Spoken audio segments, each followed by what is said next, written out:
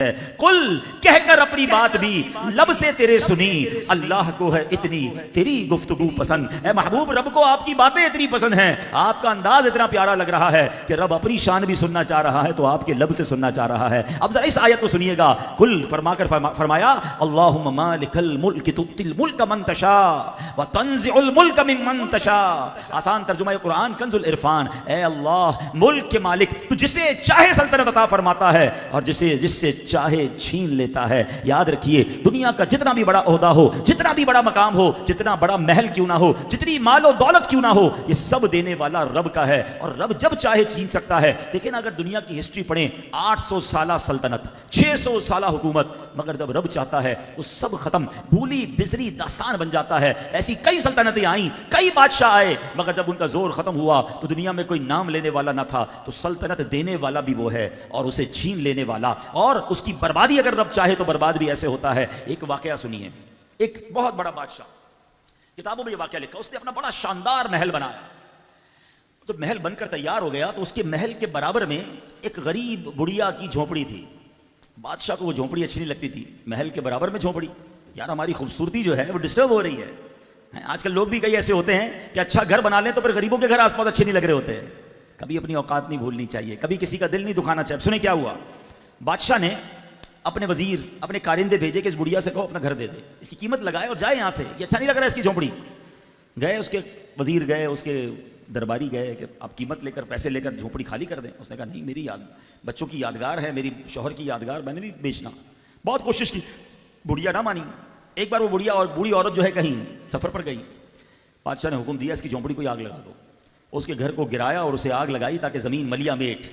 वो बुढ़िया वापस आई, अपना घर देखा, जमीन बोस है, झोपड़ी टूट गई है, बादशाह का महल जगमगा रहा है, तन्हा अकेली। अब उस बुढ़िया ने कमाल पता है क्या किया, कोई शोर नहीं बचाया, कोई मुजाहरा नहीं किया, कोई हंगामा नहीं किया। उस बुढ़िया ने रब करीम की बारगाह में अर्ज किया कि ऐ बादशाहों के बादशाह, एक जालिम बादशाह ने मेरा घर गिरा दिया है। अल्लाह, मैं यहां मौजूद नहीं थी, तू तो देख रहा था। बस उसने इतना कहा और अब शदीद जलजला आया और वो जो पूरा महल बना हुआ था वो पूरा का पूरा जमीन बोस हो गया, खत्म, बर्बाद हो गया। कुरान में रब ने फरमा दिया है तो तिल मुल्क मन तशा व तंज़िउल मुल्क मिम्मन तशा। क्या फरमाया, तू जिसे चाहता है सल्तनत अता फरमाता है और जिससे चाहता है छीन लेता है। मजीद फरमाया व तुइज़्ज़ु मन तशा व तुज़िल्लु मन तशा बियदिकल खैर इन्नका अला कुल्लि शैइन कदीर। और तू जिसे चाहता है इज्जत देता है और जिसे चाहता है जिल्लत देता है। तमाम भलाई तेरे ही हाथ में है, बेशक तू हर शय पर कुदरत रखने वाला है। ऐ मेरे प्यारे इस्लामी भाइयों, पता चला इज्जत भी अगर किसी को मिलती है तो रब के दरबार से मिलती है, जिल्लत भी किसी को मिलती है तो वो भी वहीं से आती है। तो पता ये चला कि दुनिया वालों को राजी करने की फिक्र नहीं करनी, जहां से इज्जत मिलनी है, जहां से इज्जतें बचनी हैं, उसको राजी पहले करना है। अब जरा इस वाक़े पर गौर कीजिए कि आज लोग जुल्म करते हुए सोचते नहीं हैं कि जनाब मेरा कोई क्या बिगाड़ लेगा, मेरे साथ तो गार्ड्स हैं, मेरे साथ तो बड़ा जनाब कर्रो फर है, कोई किसी की जमीन पे कब्जा कर रहा है, कोई किसी की माल पे कब्जा कर रहा है, कोई बेचारे किसी गरीब की तनख्वाह वाले दिन उसकी नौकरी के पैसे छीन रहा है, कोई चोरी कर रहा है, कोई डकैती कर रहा है और वो सोचता है कि मेरा कौन बिगाड़ेगा। जनाब यहां तो पुलिस भी बिक जाती है, अपने पास असला है, अपने पास जनाब बहुत सारा मामला है, हमारा कोई नहीं बिगाड़ सकता। अल्लाह अकबर। याद रखो, शायद दुनिया में आपका कोई ना बिगाड़ सके तो ये मत समझना कि बिगड़ कुछ नहीं सकता। अल्लाह की बारगाह में अगर मजलूम फरियाद करता है ना तो फिर जालिम के बर्बाद होने में देर नहीं लगती है। हाँ, बेशक कमजोर आदमी आपका बज़ाहिर कुछ नहीं बिगाड़ सकेगा। मैंने कई बार बयान में यह जुमला कहा कि पंजाब के लोगों ने एक बात मुझे सिखाई कि वो कहते हैं मजबूत आदमी से मत डरो, माड़े आदमी से डरो। मजबूत किसको? स्ट्रांग, ताकतवर, ताल्लुकात। माड़ा कौन होता है? कमजोर। मुझे पहली बार जब ये जुमला सुना तो कुछ समझ नहीं आया। मैंने कहा what is the meaning of माड़ा किसको कहते हैं? हम तो उर्दू बोलने वाले, बोले माड़े का मतलब कमजोर को कहते हैं। तो मैंने कहा कमजोर से क्यों डरें? कमजोर बिगाड़ता कुछ नहीं है, कमजोर अल्लाह की बारगाह में फरियाद कर देता है और जब उसकी फरियाद वहां जाती है ना तो फिर जालिम बर्बाद हो जाता है। भाई मजबूत आदमी तो खुद बदला ले लेगा ना आपसे, कमजोर बदला नहीं ले सकेगा, मगर वो रिक्वेस्ट जमा करवा देगा। हाँ, फिर जब वहां से उसका यूं समझे कि रब अज़्ज़ व जल का निजाम जब चलता है ना, फिर जालिम को जिस तरह उसकी रस्सी खींची जाती है सब बर्बाद हो जाता है। जिंदगी का एक उसूल याद रख लें प्यारे इस्लामी भाई, जब भी जिंदगी में आपको फील हो ना कि यार चलती गाड़ी खराब हो रही है, सेहत बिल्कुल ठीक थी, अचानक सेहत गड़बड़ हो रही है, फैमिली बिल्कुल खुशहाल थी, फैमिली में झगड़े शुरू हो गए हैं, कारोबार ठीक जा रहा था, कारोबार में नुकसान शुरू, ये सब चीजें बिगड़ क्यों रही हैं? पहले ये चेक कर लो किसी का दिल तो नहीं दुखा दिया, किसी पर ज्यादती तो नहीं कर दी, किसी पर जुल्म तो नहीं कर दिया। हाँ, हमें अपने मुसलमान भाई बहनों का पहले ख्याल रखना है। बंदा कहता है यार अपने दोस्त राजी, बाकी सबका बेड़ा गर्क हो जाए। नहीं, कोई भी नाराज नहीं होना चाहिए, किसी का दिल ना दुखाएं। वरना अल्लाह की बारगाह में आपने सुन लिया कि वो जिसे चाहे सल्तनत दे, जिससे चाहे वापस ले ले। बड़े बड़े मशहूर लोगों को एक दिन में जलील होते देखा, मुंह दिखाने जैसे ना रहे, मुल्क छोड़ना पड़ा। अल्लाह हम सबको ज़वाले नेमत से बचाए। कभी इस पर नाज नहीं करना है। और मैंने शुरू में बयान में कहा था कि आज मैं आपको यह भी बताऊंगा कि there are two different things. शोहरत और इज्जत अलग अलग है। हमारे कुछ नौजवान शोहरत को इज्जत समझ बैठे हैं। शोहरत के चक्कर में कहां जा रहे हैं? आजकल सोशल मीडिया का दौर है, हर किसी को यूट्यूबर बनना है, हर किसी को टिकटॉकर बनना है। बल्कि आजकल तो अपना तारुफ ये कहकर करवा रहे होते, मेरे इतने मिलियन व्यूज हैं, मेरे इतने हजार जनाब फॉलोवर हैं, तुम्हारे कितने हैं? पहले गाड़ियां चेक करते थे, फॉलोवर और सब्सक्राइबर चेक कर रहे हैं। अल्लाह अकबर। और जिसके ज्यादा फॉलोवर, जिसके ज्यादा सब्सक्राइबर, कहते लगता है ये ज्यादा मशहूर है। मशहूर तो है मगर इज्जत वाला है कि नहीं है, ये चेक करना है। मुझे बताइए, अभी पिछले दिनों मुहर्रम गुजरा है, दो शख्सियतों का बहुत जिक्र हुआ। एक उसका जिक्र हुआ जो हमारे दिलों में बसते हैं, जो हमारे इमाम हैं जिन्होंने कुर्बानी की वो दास्तान रकम की है कि आज उनका नाम लें तो सर अदब से झुक जाता है। हर घर में उनका जिक्र खैर और उनके लिए इसाले सवाब होता है। उनके नाम पे लोग अपने बच्चों के नाम रखते हैं। वो शख्सियत कौन है? वो इमाम हुसैन है, इमाम आली मकाम है। बताओ, इमाम हुसैन हमारे दिलों में बसते हैं, हमारे दिलों पर उनकी हुकूमत है, इसे इज्जत कहते हैं। मगर एक और शख्स भी था, जिक्र उसका भी हुआ, हर रोज हुआ। पूरी दुनिया में जितने लोग इमाम हुसैन को जानते हैं, उस यजीद पलीद को भी जानते हैं। शोहरत तो उसकी भी है, करोड़ों लोग उसे जानते हैं, मगर लानत के साथ जानते हैं, जुल्म के साथ जानते हैं, उसकी गुनाह के साथ और उसकी बदकारियों के साथ जानते हैं। बताओ, शोहरत तो यजीद को भी हासिल थी मगर इज्जत इमाम हुसैन को हासिल है। ये फर्क है। 10 मिलियन आपके फॉलोवर्स हैं, सारा वतन आपको जानता है, मगर आपकी नेकी की वजह से, आपके गुनाह की वजह से, आपके नाच गानों और आपके उल्टे कामों की वजह से, ये कौन सा कमाल है? मैं समझता हूं शायद दुनिया में टॉप ऑफ द लिस्ट मशहूर शख्सियत के नाम लिखे जाएं तो शैतान शायद दूसरे तीसरे नंबर पे आता होगा।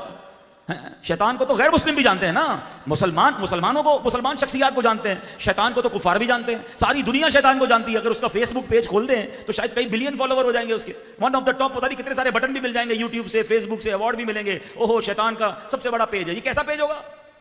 बदनामी के साथ, लादत के साथ। खुदा के वास्ते समझिए, शोहरत का कोई कमाल नहीं, इज्जत है कि नहीं? और इज्जत किधर है, कहां से मिलेगी? जवाब मिलकर दें। कुरान ने क्या बताया? अल्लाह के पास से। अल्लाह राजी है तो इज्जत मिलनी है। सुभान अल्लाह। तो दुनिया वालों के पीछे भागना छोड़ दें, अल्लाह को राजी करें, अल्लाह दिलों में इज्जत डाल देता है। सुभान अल्लाह। इज्जत रब की तरफ से आती है। अच्छा, फिर क्या हुआ? अल्लाह के हबीब अलैहिस्सलाम जब इस दुनिया में तशरीफ लाए ना, तो जो कुफ्फारे मक्का थे ना, वो भी बड़े अजीब अजीब काम करने लगे। अल्लाह अकबर। सरकार दो आलम अलैहिस्सलाम की गुस्ताखियां भी और इज्जत कहीं और तलाश करते थे। कुरान कहता है वत्तखदू मिन दूनिल्लाहि आलिहतन लियकूनू लहुम इज्जा। फरमाया, और अल्लाह के सिवा और खुदा बना लिए कि वो उन्हें जोर दें, उन्हें इज्जत दें। बुतों की पूजा करने लगे कि शायद वहां से इज्जत मिलेगी। अल्लाह अकबर। मगर हुआ क्या? लियकूनू लहुम इज्जा, कि वो उन्हें जोर दें, उन्हें इज्जत नहीं मिल सकी, क्योंकि इज्जत तो अल्लाह के पास है। शायर मशरिक क्या खूबसूरत शेर लिखते हैं, ये एक सजदा जिसे तू गिरां समझता है। अल्लाह की बारगाह में सर झुका लो ना, तो फिर दुनिया वालों की चापलूसियां नहीं करनी पड़ती, फिर दुनिया वालों के आगे सर नहीं झुकाना पड़ता है। एक जगह सर झुका लो ना, ये एक सजदा जिसे तू गिरां समझता है, हजार सजदे से देता है आदमी को नजात। इधर उधर फिर नहीं झुकना पड़ेगा, अल्लाह की बारगाह में सर झुकाओ, अल्लाह तुम्हें इज्जत अता फरमाएगा। सुभान अल्लाह। अब सुभान अल्लाह ये बात करूं तो मुझे आला हजरत याद आ जाते हैं, बरेली के ताजदार इमाम अहले सुन्नत को भी कुछ लोगों ने अप्रोच किया था कि हुजूर, एक बहुत बड़ा नवाब है, बरेली शरीफ के करीब ही एक छोटा सा गांव है, रियासत का नाम है नान पारा। हुजूर बड़ा नवाब है, बड़े बड़े शायर उसकी शान में कसीदे लिखते हैं, आप भी एक कसीदा लिख दे, आपका कलम बहुत अच्छा है, कलाम बड़ा अच्छा लिखते हैं, हुजूर आप कलाम लिखेंगे, नवाब खुश हो जाएगा, आपको तोहफा मिलेगा, आपके को रुके हुए काम भी बन जाएंगे। आला हजरत ने कलम उठाया। हो सकता है उस जमाने के लोगों ने समझा हो कि कमाल का कसीदा आने वाला है, और वल्लाही कमाल का कसीदा ही आया, मगर किसी नवाब की शान में नहीं। मेरे रजा ने लिखा तो अपने हुजूर की शान में लिखा, अपने आका की शान में लिखा। कलाम कौन सा था? वो कहते हैं वो कमाल हुस्न हुजूर है कि गुमान नक्श जहां नहीं, यही फूल खार से दूर है, यही शम्मा है कि धुआं नहीं। उलमा बैठे हैं, ये तो ऐसा कलाम है कि एक एक शेर पर पूरी पूरी समझिए कि बयान किया जा सकता है। जरा पहले शेर की खुश जो है वो खूबसूरती समझिए कि हुजूर के हुस्न का कमाल यह है कि जहां नक्स तो दूर की बात है, नक्स का गुमान भी नहीं लाया जा सकता, इमेजिनेशन ऑफ फॉल्ट भी नहीं हो सकता। और देखें दुनिया में जो नेमतें हैं ना, साथ कुछ ना कुछ उसके जहमतें हैं। कैंडल जो जिसको शमा कहते हैं, मोमबत्ती बहुत प्यारी लगती है, आप जलाएं तो मजा आता है, मगर उसमें एक जहमत यह है कि जब धुआं निकलता है ना तो कभी कभी वो दीवार को काला कर देती है। धुएं में मजा नहीं आता, अलबत्ता मोमबत्ती में बड़ा मजा आता है। गुलाब जब भी उठाएं कमाल का मजा देता है, मगर साथ कोई ना कोई कांटा भी लगा होता है। मेरे रजा कहते हैं आका वो नेमत है जिसके साथ कोई जहमत नहीं है, यही फूल खार से दूर है, यही शम्मा है कि धुआं नहीं। निसार तेरे कलाम पर मिली यूं तो किसको ज़बान नहीं, वो सुखन है जिसमें सुखन न हो, वो बयां है जिसका बयां नहीं। आका तेरे आगे यूं है दबे लचे वो सहा अरब के बड़े बड़े, कोई जाने मुंह में ज़बान नहीं, नहीं बल्कि जिस्म में जान नहीं। शाहकार कलाम लिखा मगर मक्ते में तो और कमाल कर दिया। क्या कहते हैं, करूं मदहे अहले दुवल रजा, रजा में पैसे वालों की शान बयान करूं, अहले दुवल दौलतमंद हैं, करूं मदहे अहले दुवल रजा, पड़े इस बला में मेरी बला, मैं गदा हूं अपने करीम का, मेरा दीन पाराए ना नहीं, मेरा दीन कोई रोटी का टुकड़ा नहीं है कि मैं मालदारों की मदह सराई करूं। ऐ मेरे प्यारे इस्लामी भाइयों, ये बात याद रखिएगा यार, जरा इससे ताल्लुक बना लूं थोड़ी इज्जत बन जाएगी। ये मशहूर आदमी है, इसके साथ सेल्फी बना लूं थोड़ी इज्जत बन जाएगी। यार ये बंदा मेरे बच्चे की शादी में आ गया ना तो इज्जत बन जाएगी। अच्छा जनाब ये बंदा जो है ना ये मेरे करीब आ गया तो मेरा काम हो जाएगा। नहीं, ये सोच ही छोड़ दीजिए। मेरा रब मुझसे राजी हो गया ना, है जिससे रब राजी उससे सब राजी। जिंदगी का फार्मूला ये बना लो, हम सबको राजी करने के चक्कर में अपने रब को नाराज कर बैठते हैं। इसको उल्टा कर लो, बल्कि सच्ची बात है सीधा कर लो, उल्टा किया हुआ है। जिससे रब राजी उससे सब राजी। और देखो मेरे आका अलैहिस्सलाम से रब राजी था, सारे कुफ्फार ने कोशिश की मगर सुभान अल्लाह मिट गए। वही धूम है उनकी माशाअल्लाह, मिट गए। आप मिटाने वाले उतबा शैबा ये बड़े बड़े सरदार, अबू जहल अबू लहब, ये जनाब बुतों की पूजा करते थे, नबी पाक की गुस्ताखियां करते थे, हुजूर पर जुल्म से दम ढाते थे। कौन है उनका नाम लेने वाला, मगर धूम किसकी है, मिलाद किसका मनाया जा रहा है, जिक्र किसका किया जा रहा है, वही धूम है उनकी माशाअल्लाह। मिट गए आप मिटाने वाले, रहेगा यूं ही उनका चर्चा,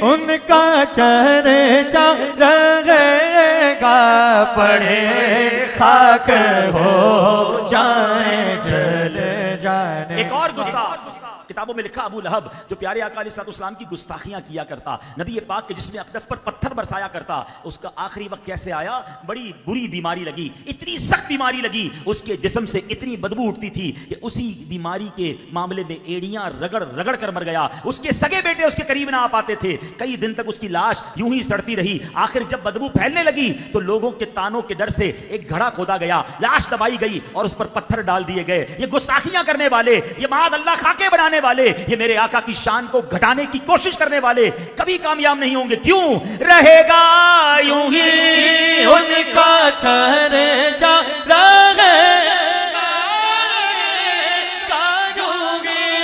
उनका चर्चा रहेगा, पड़े खाक हो जाए जल जाने वाले। इज्जत अल्लाह की बारगाह से मिलनी है। अल्लाह और उसके हबीब जिससे राजी उससे उसका रब राजी। रिवायतों में आता है ये अल्लाह वालों की जो दिलों में मोहब्बत है ना, जो दिलों में इज्जत है, ये ऐसे ही नहीं होती। अल्लाह अकबर, अल्लाह पाक जिससे मोहब्बत फरमाता है, जिससे राजी होता है, पहले आसमान के फरिश्तों को फरमाता है कि ऐ मेरे फरिश्तों, मैं इस बंदे से मोहब्बत करता हूं, तुम भी इससे मोहब्बत करो। फिर जमीन वालों के दिलों में मोहब्बत डाली जाती है। मैंने कहा ना, इज्जत और है, शोहरत और है। शोहरत तो कारून की भी है, शोहरत तो फिरौन की भी है, शोहरत हामान की भी है, और शोहरत मेरे गरीब नवाज की भी है। इज्जत मेरे गरीब नवाज की है, इज्जत दाता हुजूर की है, इज्जत हमारे दिलों में बाबा फरीद की है। अरे सुभान अल्लाह, हम कभी अजमेर, हम में से बहुत से लोग गए नहीं, ख्वाजा गरीब नवाज हमारे रिश्तेदार भी नहीं हैं, मगर पूछो किसी से कि हिंदुस्तान जाने का मौका मिले तो कहां जाना है, तो आशिक औलिया तड़प कर कहेगा मुझे अजमेर जाना है। लाहौर में कराची वालों के कभी रिश्तेदार नहीं होते, बहुत कम लोगों के होंगे, मगर पूछो कभी लाहौर जाना है तो कहां जाना है, कहेगा लाहौर जाना है तो दाता साहब के पास जाना है। दिल क्यों खिंच रहा है औलिया किराम की तरफ? क्योंकि अल्लाह से वो राजी हैं, अल्लाह उनसे राजी है। इसको कहते हैं इज्जत, और अल्लाह ये दिलों में मोहब्बत डालता है। तो ऐ मेरे प्यारे इस्लामी भाइयों, और सुभान अल्लाह, एक बड़ा इस्लाम का खूबसूरत वाकया जिसमें पता चलता है कि किस तरह अल्लाह के हबीब अलैहिस्सलाम अपने गुलामों को इज्जत दिया करते, और इस्लाम इज्जत किसे देता है। फतेह मक्के का मौका है, काबा शरीफ की चाबियां मुसलमानों को मिल गई हैं। काबे में बुत थे, वो निकाल दिए गए हैं। बड़ा खूबसूरत मंजर है। नबी पाक अलैहिस्सलाम का चेहरा भी खुशी से दमक रहा है, क्योंकि ये वही काबा था जहां अजान देने पर मारते थे, जहां नमाज पढ़ने पर मारते थे। माज़ अल्लाह काबे का नंगा तवाफ किया जाता था। आज काबा इन शिर्क की आलूदगियों से पाक हो चुका, और अब कुफ्फारे मक्का भी खड़े हैं और बड़े बड़े सरदार भी खड़े हैं। सुभान अल्लाह, अब वक्त आया है अजान देने का। सरकार दो आलम अलैहिस्सलाम ने किसको मौका दिया? किसी सरदार को नहीं। मेरे आका ने हजरत बिलाल से फरमाया, ए बिलाल, काबे की छत पर चढ़ जाओ और जाकर अजान बुलंद करो। है वो हबशी गुलाम जिसको काबे की गलियों में, मक्के की गलियों में मारा जाता था, तपती रेत पर लिटाकर सीने पर पत्थर रख दिया जाता था। उमैया जालिम मारा करता था और कहता था अल्लाह का इनकार करो। और हजरत बिलाल की जबान पे अहद की सदाएं बुलंद हुआ करती थी। नबी पाक जब हजरत बिलाल पर जुल्म होता देखते, आंखों में आंसू आते थे। मेरे आका बड़े रंजीदा होते थे। सिद्दीक अकबर रदी अल्लाह तआला अन्हु की शान देखें। जब देखा कि नबी पाक बिलाल को बड़ा चाहते हैं, इस गुलाम से बड़ी मोहब्बत है, हजरत सिद्दीक अकबर जाते हैं उमैया के पास। ए उमैया, बिलाल मुझे दे दो, बताओ कितनी रकम लोगे? अब मैं समझाने के लिए अर्ज कर रहा हूं, हर चीज का मार्केट रेट होता है। उस जमाने में मिसाल के तौर पे गुलाम का रेट 1000 दिरहम होगा। मिसाल देने के लिए कह रहा हूं। उमैया कहता है 5000 दिरहम में दूंगा। हजरत अबू बकर कहते ठीक है, मुझे मंजूर है। कहते 10,000 दिरहम में दूंगा। आप फरमाते मुझे मंजूर है। अब कहता है 15,000 में दूंगा। वो कीमत बढ़ाता रहा। सिद्दीक अकबर ओके करते रहे। एक वक्त आया बहुत कीमती कीमत में, बहुत ज्यादा पैसों में हजरत बिलाल का सौदा तय हुआ। अब उमैया तंज करते हुए कहता है, ए अबू बकर, मैंने तो सुना था तुम बड़े कारोबारी हो, मैंने तो सुना था बड़े अच्छे सौदे करते हो, बड़ा देखभाल कर डील करते हो, ये हबशी गुलाम को इतना महंगा खरीद लिया। हजरत अबू बकर का तारीखी जवाब सुनो। आप कहते उमैया, तुझे क्या मालूम बिलाल की कीमत क्या है? तू इससे ज्यादा मांगता, मैं इससे ज्यादा देता। हजरत बिलाल की कीमत अदा की। हजरत बिलाल का हाथ पकड़ा, सरकार अलैहिस्सलाम की बारगाह में आए, कहा हुजूर बिलाल हाजिर है, बिलाल को आजाद करके लाया हूं। सुभान अल्लाह, मेरे आका इतने खुश हुए। फरमाया अबू बकर, जो पैसे बिलाल को आजाद करने में खर्च किए हैं, उसमें पैसे मेरे भी थोड़े मिला लो। हजरत अबू बकर सिद्दीक कहते हैं हुजूर मेरा सब कुछ आप ही का है, जो खर्च किया हुजूर आप ही का है। अल्लाह अकबर, ये शान है हजरत बिलाल की। अब आका ने बिलाल से कहा, बिलाल काबे की छत पे चढ़ जाओ। अब क्या हुआ? कुछ मुशरिकीन मक्का, तो जाहिर है वो तो गैर मुस्लिम थे, मगर कुछ सरदारान मक्का जो अभी नए नए मुसलमान हुए थे, उनके दिलों में भी बात आई। तारीखी मौका है। देखिए ना, जो लोग दुनिया में कहीं गलबा पाते हैं ना, कहीं विक्ट्री होती है, वहां विक्ट्री स्पीच होती है, वहां फतह का जश्न मनाया जाता है, फतह की तकरीर होती है, एक इवेंट होता है तो बड़ी शान से मनाया जाता है। सरदारान मक्का समझे हम में से किसी को मौका दिया जाएगा, मगर ये तो हबशी गुलाम को मौका दिया गया है। अल्लाह अकबर। हुजूर को हजरत जिब्रील ने आकर ये बात बता दी कि ये सरदारान कुरैश बिलाल के बारे में ऐसी बात कर रहे हैं। हुजूर ने बुलाया, कहा तुम ऐसी बात कर रहे थे? कहा हमारे दिल में ऐसी ही बात आई है। और वहां सुभान अल्लाह वो कुरान की आयत नाजिल हुई जिसका जुज क्या है, इन्ना अक्रमकुम इंदल्लाहि अत्काकुम। अल्लाह ने कुरान में ऐलान कर दिया कि बेशक अल्लाह के नजदीक इज्जत वाला वो है जो ज्यादा मुत्तकी है, जो ज्यादा परहेजगार है। सरदार है इसलिए इज्जत वाला नहीं, मालदार है इसलिए इज्जत वाला नहीं, खानदान बड़ा है इसलिए इज्जत वाला नहीं। अल्लाह के नजदीक इज्जत वाला वो है जो ज्यादा तकवे वाला है। और सुभान अल्लाह, फिर मक्का मुकर्रमा की गलियों ने वो मंजर देखा कि हजरत बिलाल काबे की छत पे हैं और अल्लाह अकबर की सदाएं बुलंद हो रही हैं पूरी दुनिया में। और उस वक्त के तमाम लोगों में हजरत बिलाल की शान भी बुलंद हो रही है। जब ही तो शायर लिखते हैं ना कि दामने मुस्तफा से जो लिपटा यगाना हो गया, जिसके हुजूर हो गए उसका जमाना हो गया। बिलाल तुझ पर निसार जाओ कि खुद नबी ने तुझे खरीदा। बिलाल तुझ पर निसार जाओ कि खुद नबी ने तुझे खरीदा। नसीब हो तो नसीब ऐसा, गुलाम हो तो बिलाल जैसा। इज्जत चाहिए ना, अल्लाह को राजी करना है, और अल्लाह को राजी करने के लिए पहले बुरे काम छोड़ने होंगे, गुनाह छोड़ना होगा। और आपको मैं चंद वाकयात सुनाता हूं, ईमान ताज़ा हो जाएगा। देखिए, औलिया किराम की कुछ कैटेगरीज हैं। कुछ औलिया किराम मादरजाद वली थे, बाय बर्थ अल्लाह के वली थे। हमारे गौसे पाक तो ऐसे वली हैं कि जिस बार गौसे पाक पैदा हुए, जीलान में 1100 बच्चे पैदा हुए, सारे के सारे लड़के पैदा हुए, अल्लाह ने सबको विलायत अता फरमाई। तो कुछ सेलेक्टेड होते हैं, मगर कुछ औलिया किराम वो हैं जिनकी जिंदगी गुनाहों में गुजरी थी, मगर तौबा की, सच्ची तौबा की, अल्लाह को राजी किया। अल्लाह ने वलायत का उन्हें ताज पहना दिया, इज्जत अता फरमाई। हबीब अजमी रहमतुल्लाह तआला, ये तौबा से पहले सूदखोर थे और ये सबको माल देते थे और उसके बाद सूद जमा करते थे। और अगर सूद के पैसे नहीं होते थे तो घर का सामान उठा के ले जाते थे। एक बार इसी तरह किसी से पैसे वसूल करने गए सूद के, तो उसने कहा पैसे तो नहीं है, तो घर में कुछ है, तो कहा घर में बकरे की स्त्री है, जो मुंडी जिसको कहते हैं, वो उठा के ले आया। अपनी बीवी को कहा पकाओ, बीवी ने कहा तेल भी नहीं है, लकड़ी भी नहीं आग के लिए, वो भी किसी ना किसी के घर से उठा के ले आए। और जब हंडिया पकाई गई तो हंडिया पूरी की पूरी खून से भर गई। बीवी ने कहा देखो तुम्हारी हरकतों का नतीजा क्या है, ये हराम कमाई लाते हो, खाना ही पूरा खून बन गया है, क्या करोगे, तौबा करो। हज़रत हबीब अजमी के दिल पर चोट लगी और घर से निकले तौबा करने। जब जाने लगे तो बच्चे खेल रहे थे, कि दूर हट जाओ, हबीब सूद खोर आ रहा है, कहीं उसके पैर की मट्टी हम पर ना लग जाए और हम अल्लाह की बारगाह में हम भी बर्बाद ना हो जाए, हम पर भी अजाब ना आ जाए। और दिल को चोट लगी, मैं इतना बुरा हूँ, ये बच्चे मुझसे नफरत करते हैं। बहरहाल गए, सच्ची तौबा की, अल्लाह की बारगाह में, हज़रत इमाम हसन बसरी की बारगाह में गए, वहाँ जाकर तौबा की। वापस आए तो वही बच्चे खेल रहे हैं, कह रहे हैं हबीब तौबा करके आ रहे हैं, दूर हट जाओ, कहीं हमारे कदमों की धूल उन पर पड़ गई तो गुनाहगार ना हो जाए।